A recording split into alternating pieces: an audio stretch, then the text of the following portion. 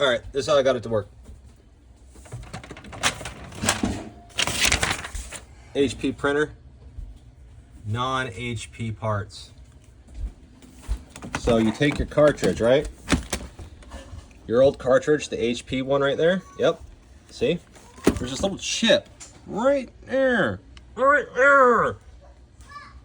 That you put into the new cartridge. So that chip came out of right there.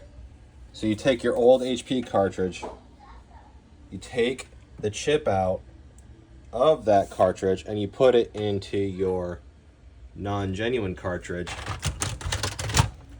Put your non-genuine cartridge back in.